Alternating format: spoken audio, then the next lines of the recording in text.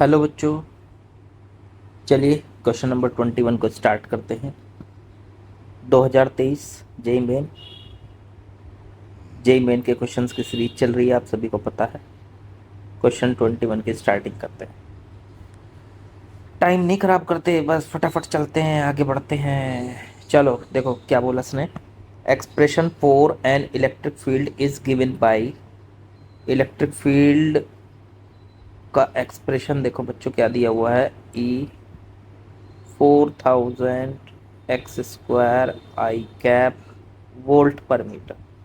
देखो आप ये समझो, ये इलेक्ट्रिक फील्ड कैसा है सर, एक्स पे डिपेंड करने वाला है।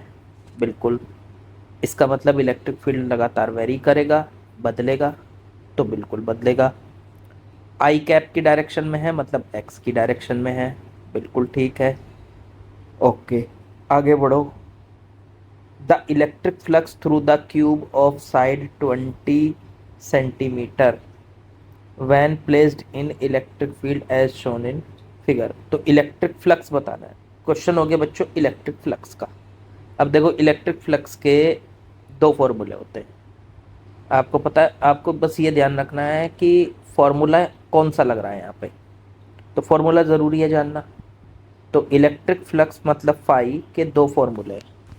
एक तो फाई का फॉर्मूला होता है किसी भी सरफेस के अंदर कितना चार्ज बंद है, क्यू इनसाइड बटे में एप्सिलॉन नॉट। ये इलेक्ट्रिक फ्लक्स का फॉर्मूला तब लगेगा जब किसी सरफेस के अंदर कुछ चार्ज बंद होता है। दूसरा इलेक्ट्रिक फ्लक्स का फॉर्मूला होता है ई डॉट डी एक्स का डी एक्स नहीं, डी ए, छोटा सा एरिया। ई का एरिया के साथ डॉट प्रोडक्ट करके उसका इंटीग्रेशन कर दो डी ए एरिया के साथ, छोटे से एरिया के साथ। एक इलेक्ट्रिक फ्लक्स का ये भी फॉर्मूला है फाई का। फाई को मैं इलेक्ट्रिक फ्लक्स कह रहा हूँ, ठीक है। तो ये दो फॉर्मूले हैं। अब भाई चार्ज वगैरह तो कुछ इसमें देखो फिगर में दिया नहीं है।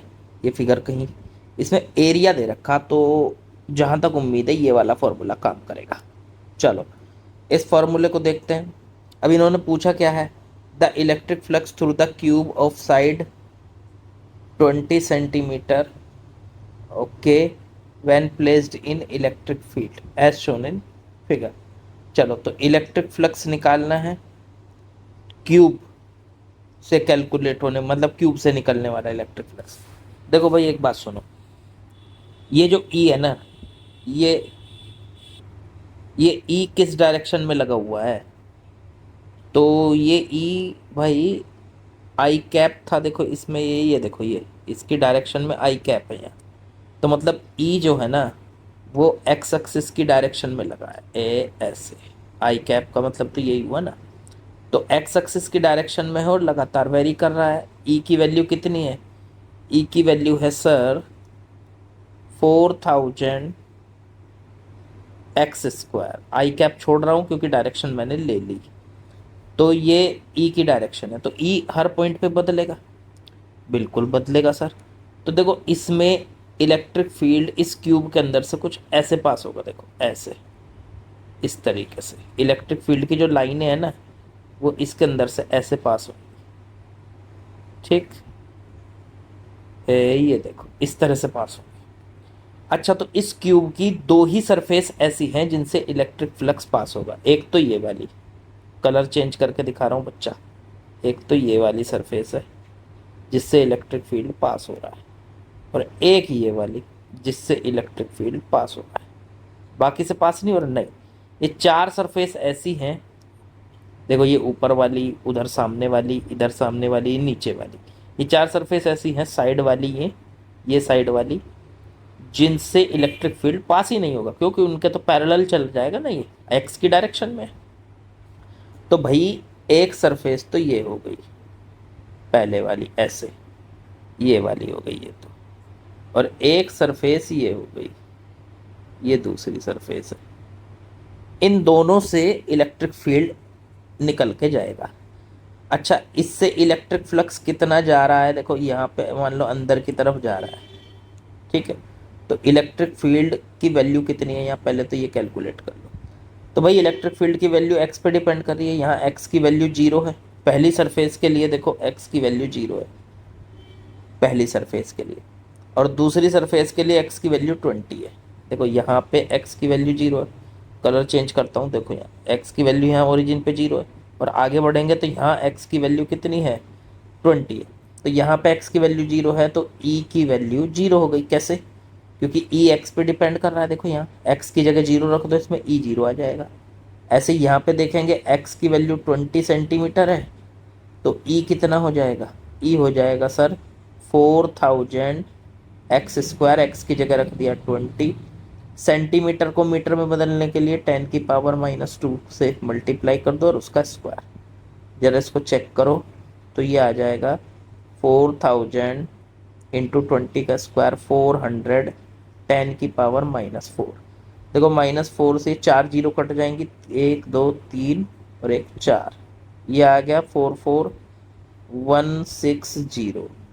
ठीक है ना, इतने वोल्ट पर मीटर आपका इलेक्ट्रिक फील्ड आ गया भाई यहाँ पे, इससे निकलने वाला इलेक्ट्रिक फील्ड। तो देखो पहली सरफेस से तो इलेक्ट्रिक फील्ड 0 निकल रहा है तो उससे तो जो फाई की वैल्यू होगी वो 0। दूसरी ये वाली जो सरफेस है, ये वाली इधर वाली, इससे इलेक्ट्रिक फील्ड कितना निकल रहा है, तो इलेक्ट्रिक फील्ड इससे निकल रहा है 160। तो इससे फाई की वैल्यू क्या होगी, फाई का फॉर्मूला होता है E.dA का इंटीग्रेशन। अब यहाँ पे E की वैल्यू तो है फिक्स है 160, ठीक है, और D.dA देखो बाहर की तरफ ही इलेक्ट्रिक फील्ड जा रहा है, इलेक्ट्रिक फील्ड बाहर की तरफ जा रहा है, और बाहर की तरफ ही आपका, या ये कह लो राइट की तरफ इलेक्ट्रिक फील्ड है और राइट की तरफ ही आपका एरिया है। दोनों के बीच में एंगल कितना हो गया 0 डिग्री। तो E.dA cos 0, cos 0 की वैल्यू क्या हो गई 1। तो ये सॉल्व करके आ गया मेरे बच्चा 160 DA, cos 0 की वैल्यू 1 हो गई, ये फाई की वैल्यू आ गई। अब फाई की वैल्यू 160 को तो बाहर ले लो, इंटीग्रेशन DA कर दो, तो ये बन गया 160 DA का इंटीग्रेशन हो गया A। तो 160 और A एरिया। अब देखो इसका एरिया कितना है, ये एरिया ये जानना चाहता हूँ मैं। अब देखो ये तो एक स्क्वायर है ना, तो 20 इंटू में 20 साइड दोनों, तो 20 इंटू 20 का स्क्वायर एरिया आ जाएगा 20 इंटू में 20, लेकिन सेंटीमीटर में है तो 10⁻⁻4 से मल्टीप्लाई कर दो। देखो 20 इंटू 20 सेंटीमीटर स्क्वायर हो गया, सेंटीमीटर स्क्वायर को मीटर स्क्वायर में बदलना है तो 10⁻⁻4 से मल्टीप्लाई कर दो। ये आ गया मेरे बच्चों सॉल्व करके 20 इंटू 20 करके 400। ठीक है बच्चा, 400 और इंटू में 10⁻⁻4। चलो जी, अब यहाँ से इसको सॉल्व कर लेते हैं। ये कितना बन गया 400। तो ये आगे सॉल्व करके बच्चों 400 10⁻⁻4 तो 0.04 मीटर स्क्वायर। ठीक, चलो इस A की वैल्यू उठा के यहाँ रख दो, 0.04 मीटर स्क्वायर, और ये बन गया आपका 160 E की वैल्यू। तो फाई आ गया आपका 160 इंटू 4, तो 6.4 आ गया भैया, 6.4। ठीक है ना, वोल्ट और इंटू में मीटर। लेकिन आंसर देखो बच्चों, यहाँ सेंटीमीटर में दिया है, ये as shown in figure volt centimetre. तो सेंटीमीटर में चेंज करने के लिए आपको 1 मीटर कितना होता है 100 सेंटीमीटर, 100 से मल्टीप्लाई कर तो ये वोल्ट इंटू सेंटीमीटर बन जाएगा। तो ये आ जाएगा 640 वोल्ट सेंटीमीटर। ये हमारा आंसर है, ये देखो जी 640 वोल्ट सेंटीमीटर आ गया। ठीक, तो इजी था, बस उसको ध्यान दो कि उसने क्या पूछा है। चलो नेक्स्ट क्वेश्चन पे चलते हैं। चलो बच्चों नेक्स्ट क्वेश्चन पे आते हैं, क्वेश्चन नंबर 22। इसका सॉल्यूशन लिखते हैं। पहले क्वेश्चन पढ़ते हैं क्या कहा है। As shown in figure a point charge capital Q is placed at the center of conducting spherical shell of inner radius a and outer radius b। Figure आपको साफ साफ दे रखी है। एक कंडक्टिंग स्फेरिकल शेल है, देखो ये रही, ठीक है। इसके अंदर वाली रेडियस ए है, अंदर खाली जगह है। स्फेरिकल शेल किसको कहते हैं, जिसमें अंदर खाली जगह होती है। और कंडक्टिंग है मतलब इसमें फ्री चार्ज। कंडक्टिंग का मतलब तो समझती हो आप, जिसमें चार्ज चल सकता है, जिसके अंदर चार्ज होता है, ठीक है। चार्ज तो सबके अंदर होता है, लेकिन जिसके अंदर फ्री चार्ज होता है, फ्री इलेक्ट्रॉन्स होते हैं, उसको कंडक्टिंग कहते हैं। चलो ठीक है। आउटर रेडियस इसकी बी दे रखी है, okay. Electric field due to charge Q in 3 region. देखो अंदर बताना है, 3 रीजन दे रखे हैं। अंदर यह फर्स्ट मतलब अंदर वाले पॉइंट पे, फिर बीच वाले यहाँ पॉइंट पे, और फिर बाहर वाले पॉइंट पे। 3 जगह आपको फील्ड बताना है। तो भाई सब बिल्कुल ईजी है। अंदर वाले पॉइंट पे बताने के लिए अंदर एक इस तरह से सरफेस खींच दो, ऐसे। कंडक्ट वो कौन सी सरफेस होगी, आपकी गॉसियन सरफेस। अब देखो इस सरफेस के अंदर चार्ज आ रहा है, हाँ सर इस सरफेस के अंदर क्यू चार्ज आ रहा है, तो इसका मतलब इस पॉइंट पर फील्ड होगा। मैं आपको ये करके दिखा देता हूँ कलर से। इस पॉइंट पर इस चार्ज की, अंदर वाले चार्ज की वजह से फील्ड होगा ही होगा। तो अंदर तो फील्ड है, तो E1 जो है नॉन जीरो होगा। अब E1 नॉन जीरो है एक तो इस वाले में, और E1 नॉन जीरो है एक इस वाले में। पहले वाले ऑप्शन में E1 को जीरो दे रखा है, तो ये ऑप्शन नहीं हो सकता, ये ऑप्शन नहीं हो सकता। अब आगे बढ़ो, आगे बढ़े, सेकंड पॉइंट पे आ जाओ। इस पे सेकंड पॉइंट पे यहाँ पे होगा कि नहीं। अब यहाँ पे अगर देखें तो होता क्या है, जब Q चार्ज अंदर सेंटर पे रखा है तो उसके सामने इंडक्शन की वजह से इसके अंदर वाली सरफेस पे देखो इस तरह से चार्ज आ जाएगा। ये अंदर वाली सरफेस पे चार्ज आ जाएगा, कितना, -Q। और बाहर वाली सरफेस पे इतना ही चार्ज आ जाएगा, +Q। ऐसे बाहर वाली सरफेस पे चार्ज आ जाएगा +Q, ठीक है ना। तो +Q बाहर वाली सरफेस। अब अगर हम इस पे इस तरह से देखो, मैं जैसे खींच रहा हूँ इस तरह से, अगर हम गॉसियन सरफेस खींचे, ये खींच दी ऐसे, तो इस गॉसियन सरफेस के अंदर कितना नेट चार्ज है। तो इस गॉसियन सरफेस के अंदर नेट चार्ज हो गया, एक तो ये अंदर रखा है Q, ये वाला, देखो शेप चेंज करके, वो कलर चेंज करके दिखाता हूँ। एक तो अंदर रखा है ये वाला Q, और एक इस वाली सरफेस पे देखो, ये वाली जो सरफेस है, ये इस वाली सरफेस पे चार्ज है -Q। तो अंदर का नेट चार्ज, इसके अंदर का नेट चार्ज कितना हो गया, +Q और -Q। तो टोटल चार्ज हो गया 0। अब जब टोटल चार्ज 0 होता है तो फ्लक्स की वैल्यू होती है Q इनसाइड बटे ε0। Q इनसाइड हो गया 0, अंदर चार्ज 0 हो गया, और बटे ε0। कलर चेंज कर लूँ, आपको दिखाई नहीं दे रहा होगा। तो Q इनसाइड बटे ε0, ये 0। तो फाई की वैल्यू 0 आ गई। ये ε0 है, ये ε0 है, ये फाई Q इनसाइड बटे ε0, ये आ गया 0 बटे, तो फाई की वैल्यू 0। देखो फाई 0 है, फ्लक्स 0 है, तो फ्लक्स ही तो इलेक्ट्रिक फील्ड की लाइनें होती हैं। तो फाई 0 होगा तो इलेक्ट्रिक फील्ड भी 0 हो जाएगा।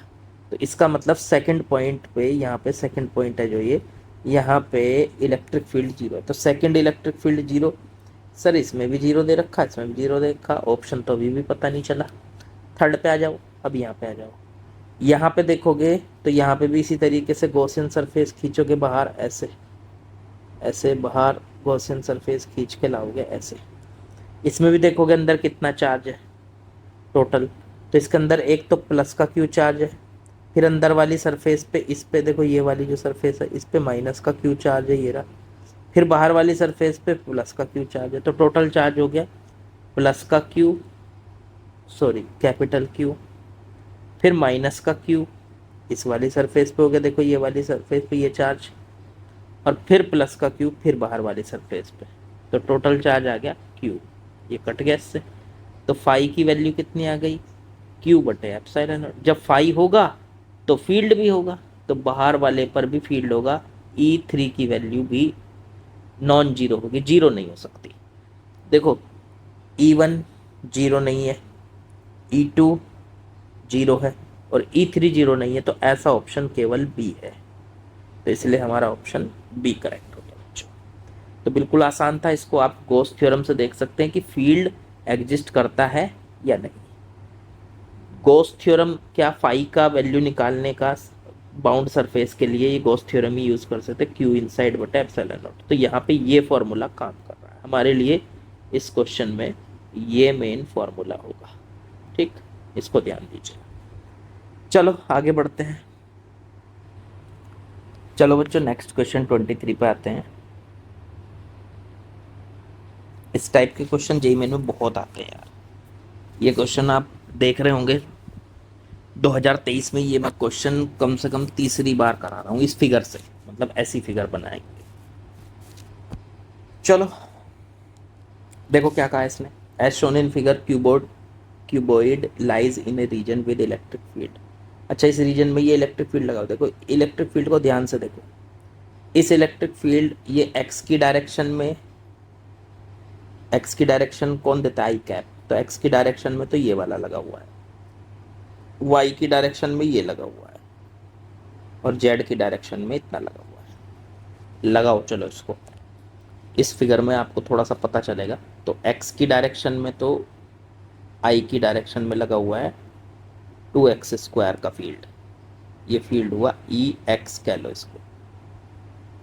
फिर y की डायरेक्शन में -4y, तो y की डायरेक्शन में बाहर की तरफ ना होके अंदर की तरफ है 4y, ठीक है ना, अंदर की तरफ बना दिया इसलिए माइनस लगाने की जरूरत नहीं, डायरेक्शन नहीं बना रहा हूँ बस अब इसकी।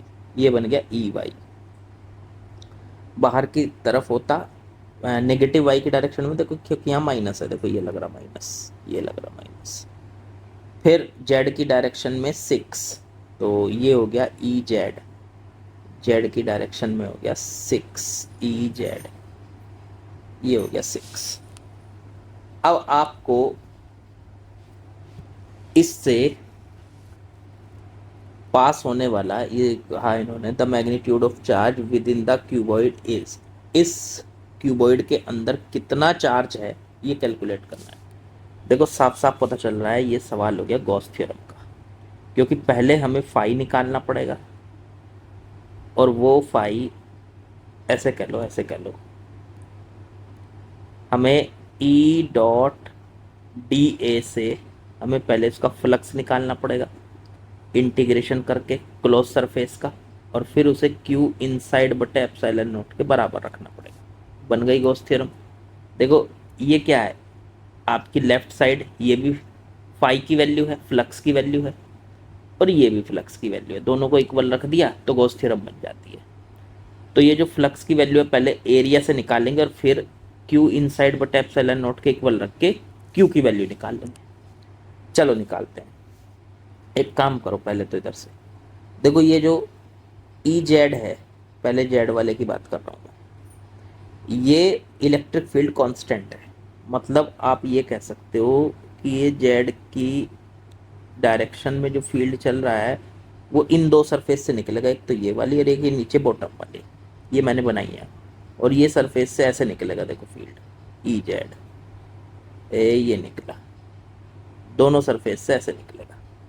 यहाँ से जितना फ्लक्स अंदर की तरफ जाएगा फाई, इतना ही फ्लक्स इस सरफेस से बाहर आ जाएगा।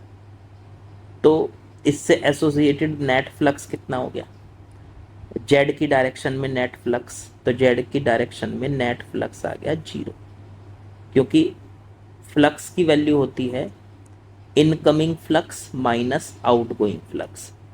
अब इनकमिंग फ्लक्स मान लो ये 4 लाइनें अंदर घुसी और 4 इधर से निकल गई, तो फाई माइनस फाई, ये हो गया फाई जेड, जेड की डायरेक्शन में जो फ्लक्स चल रहा है फाई माइनस फाई, फाई इधर से घुसा और फाई इधर से निकल गया तो 0। तो जेड की डायरेक्शन में क्यों ऐसा क्यों हुआ सर, क्योंकि जेड की डायरेक्शन में इलेक्ट्रिक फील्ड देखो कांस्टेंट है, जेड की डायरेक्शन में अगर इलेक्ट्रिक फील्ड 6 है, कांस्टेंट है, तो जितनी लाइनें यहाँ से एंटर करेंगी, इस नीचे वाली सरफेस से जितनी लाइनें एंटर करेंगी उतनी लाइनें ऊपर वाली सरफेस से बाहर निकल जाएंगी। तो इसलिए जितनी लाइनें घुसी वो 5 और जितनी लाइनें निकली बाहर वो 5। तो टोटल फ्लक्स कितना हो गया उससे एसोसिएटेड। देखो टोटल फ्लक्स हमेशा क्या होता है, जितनी लाइनें वहाँ पे निकल रही हैं और फिर जितनी लाइनें उसमें से, मतलब जितनी लाइनें सरफेस में अंदर आ रही हैं और जितनी लाइनें बाहर जा रही हैं।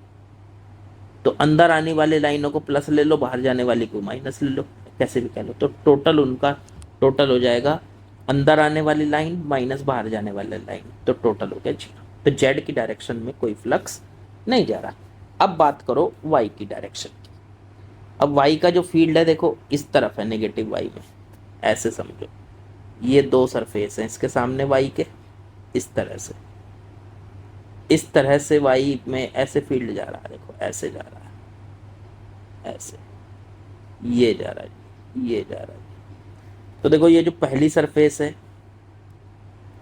यहाँ पे फाई 1 निकाल लो इसको, तो ये फाई 1 कितना होगा, तो ई इंटू एरिया, यहाँ का फील्ड इंटू एरिया। अब यहाँ का फील्ड कितना होगा, देखो यहाँ का फील्ड, तो वाई की वैल्यू यहाँ पे 2 है, तो फील्ड हो जाएगा ई वाई, वाई की जगह यहाँ 2 रख दो, 8 हो गया।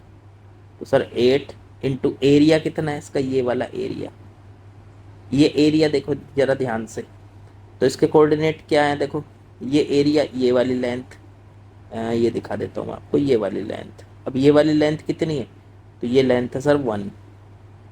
फिर ये वाली लेंथ कितनी है, तो ये लेंथ है इसके सामने वाली, ये 3।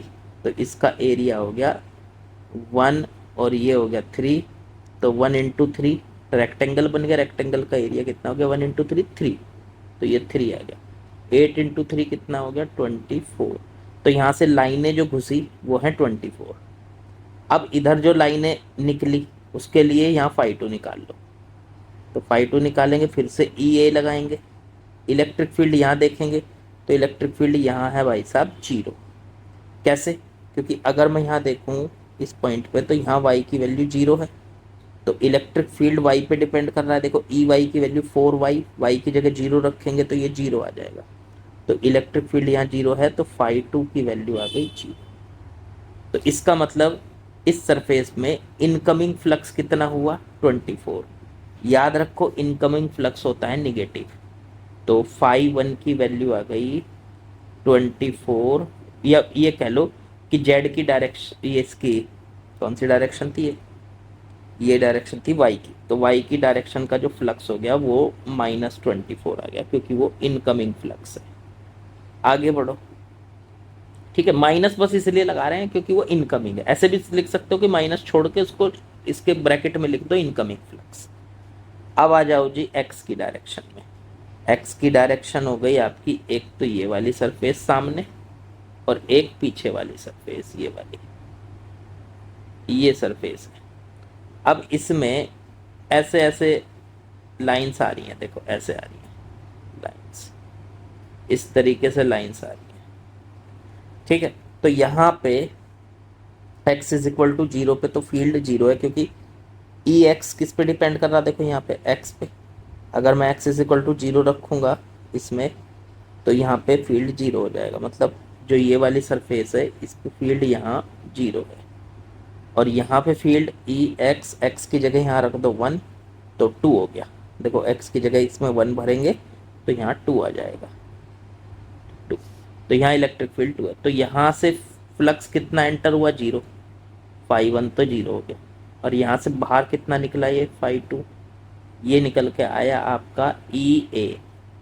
ई कितना है 2, और एरिया, अब इसका एरिया देखो, देखो ये वाली सरफेस, ये वाली सरफेस, अब ये वाली सरफेस में ये लेंथ चाहिए, ये लेंथ तो है सर 2, फिर ये लेंथ चाहिए, ये लेंथ है सर 3, 2 इंटू 3 हो गया 6, ये आ गया भाई साहब 12। ये एरिया से बाहर निकल रही है इसलिए ये आउट गोइंग फ्लक्स है, आउट गोइंग फ्लक्स को प्लस में लेते हैं तो +12 हो गया।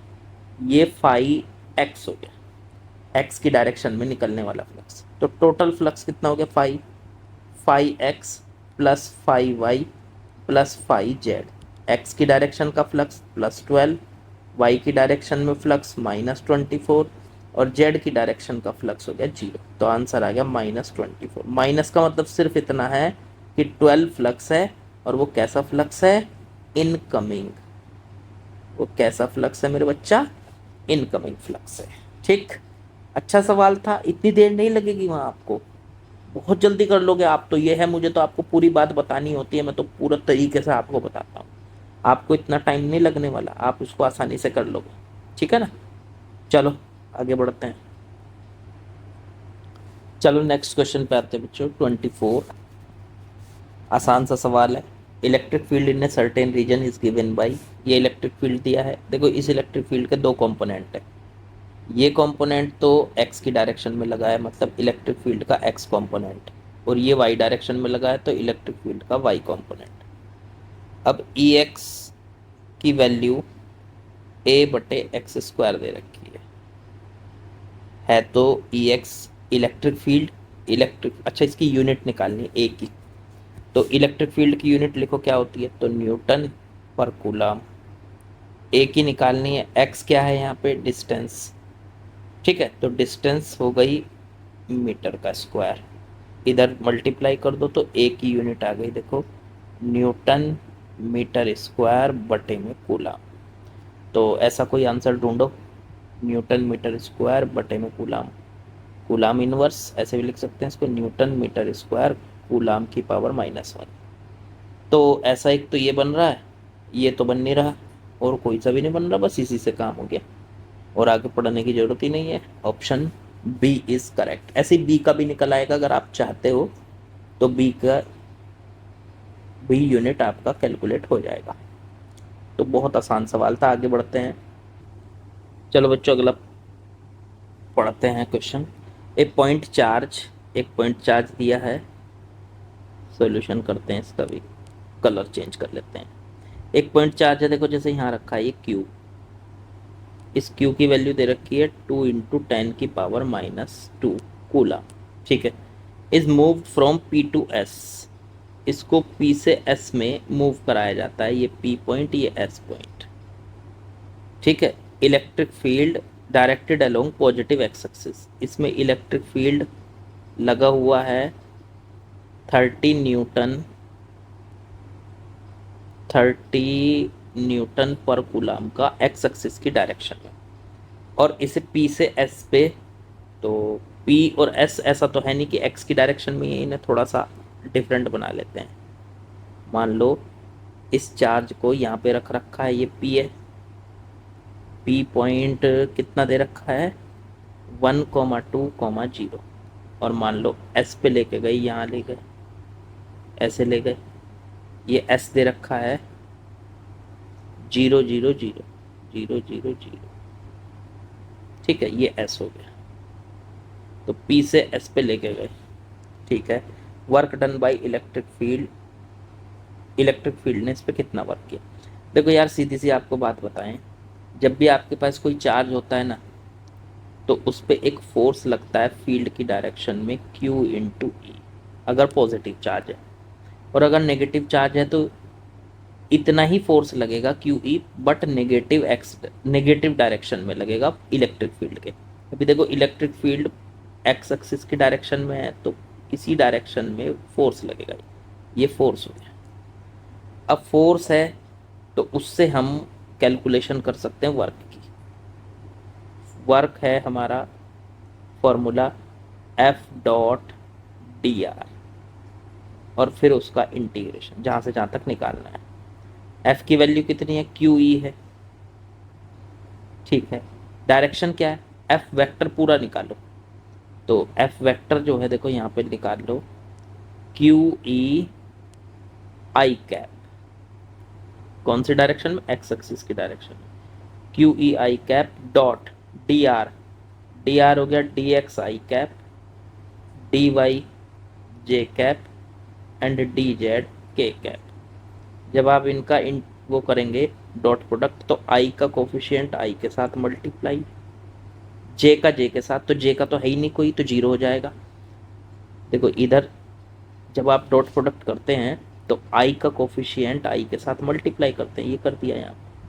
तो क्यू ई इंटू में डी एक्स आ जाएगा का इंटीग्रेशन, जे का जे के साथ, जे यहाँ नहीं है, देखो यहाँ कहीं जे नहीं है, तो जे का जीरो, और यहाँ जे का कितना है डी वाई, तो ये जीरो हो जाएंगे, आगे की टर्म जीरो हो जाएंगे, zero d y zero d z, ये जीरो हो जाएंगी। तो बस बचा क्यू ई डी एक्स, और लिमिट भरो एक्स की, क्योंकि वाई और जेड तो जीरो है। तो लिमिट देखो कहाँ से शुरू किया था, वन से। आपने चलना कहाँ से शुरू किया था, पी पॉइंट से। पी पॉइंट का एक्स कोऑर्डिनेट क्या है, वन, और एस पॉइंट पे पहुंचना है, उसका एक्स कोऑर्डिनेट क्या है, जीरो। तो वन से जीरो हो गई इसकी लिमिट। चलो जी बच्चों, क्यू और ई कांस्टेंट है, बाहर आ जाएंगे बिल्कुल। तो dx का इंटीग्रेशन बचेगा, dx का इंटीग्रेशन वन से जीरो, तो क्यू ई dx का इंटीग्रेशन x और लिमिट वन से जीरो। इसको करोगे सॉल्व, इधर को कर देता हूँ साइड में, तो ये वर्क आ जाएगा आपका क्यू ई, और पहले ऊपर वाली लिमिट भरोगे जीरो, माइनस फिर नीचे वाली वन, तो माइनस वन।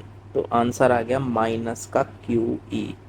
क्यू की वैल्यू रख दो बच्चों, 2 × 10⁻² कूलाम, और इंटू ई की वैल्यू क्या है, 30 न्यूटन पर कूलाम। इसको जब हम इससे मल्टीप्लाई करेंगे 30 × 2, तो 60 इंटू में 10⁻², जूल, -2 जूल।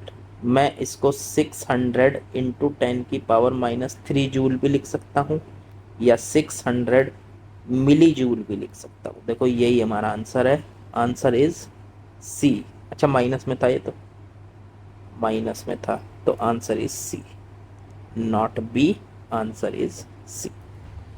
तो आसान सा सवाल था, एक पॉइंट चार्ज पे फोर्स, और फोर्स से फिर उसकी कैलकुलेशन करनी थी कि फोर्स ने वहाँ पे कितना वर्क किया। ये फोर्स किसकी वजह से लग रहा था, इलेक्ट्रिक फील्ड की वजह से।